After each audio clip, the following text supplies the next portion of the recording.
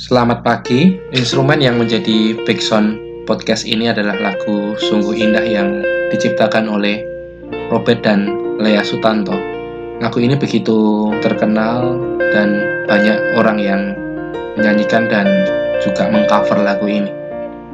Instrumen ini saya pakai menjadi background di sebagian besar podcast saya. Saya begitu menyukai lagu ini sejak pertama kali saya mendengar lagu ini. Ketika saya di gereja, saat saya sendiri di rumah, maupun saat saya mengajar di sekolah, saya sering menangis menyanyikan lagu ini. Coba perhatikan baik-baik lirik lagu ini di bagian refnya. Sungguh besar pengorbananmu bagiku, terlalu dalam untuk dimengerti, sungguh besar. Sungguh indah yang kau pikirkan tentangku, tak terselami bagiku, sungguh indah. Kalau kita cermati lirik yang sederhana ini memiliki makna yang dalam. Setiap mendengar dan menyanyikan lagu ini, imajinasi saya selalu teringat akan film The Passion of the Christ. Saat ia didera, diludahi, dipukul, dicambuk, dihina, dan puncaknya saat ia mati di atas kayu salib. Bagaimana ada seorang yang tak berdosa yang mau menderita dan mati untukku.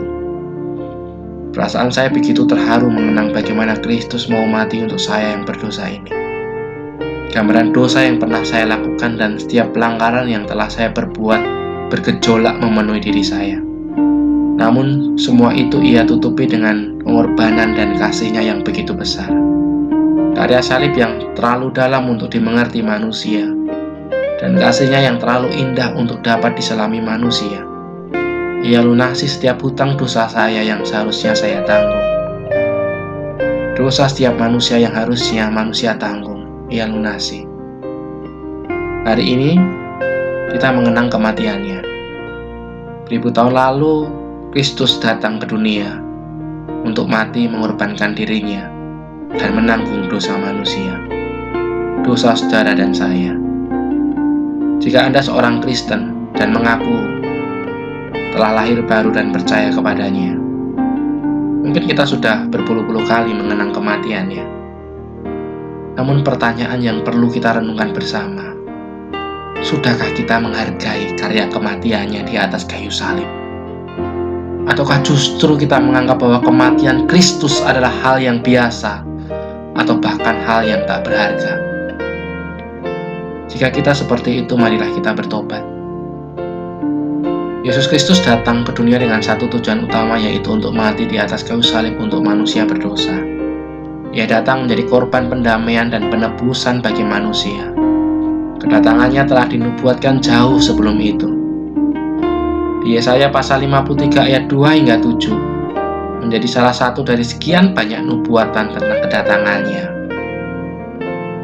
Sebagai taruk ia tumbuh di hadapan Tuhan dan sebagai tunas dari tanah kering.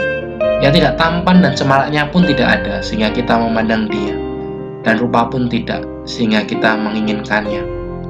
Ia dihina dan dihindari orang, seorang yang penuh kesengsaraan dan yang biasa menderita kesakitan. Ia sangat dihina sehingga orang menutup mukanya terhadap dia, dan bagi kita pun dia tidak masuk hitungan.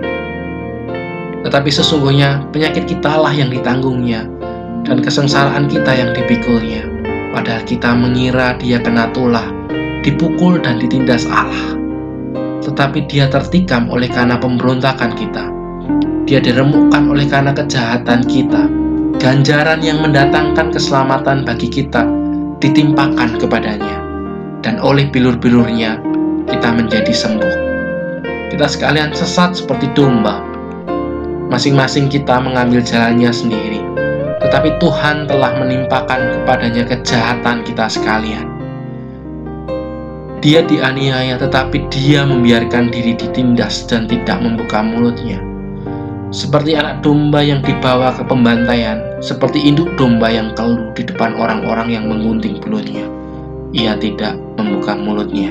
Di momen ini, mari kita sama-sama kembali merenungkan makna kematiannya di atas kayu salib. Selamat menyongsong Paskah. Tuhan Yesus memberkati.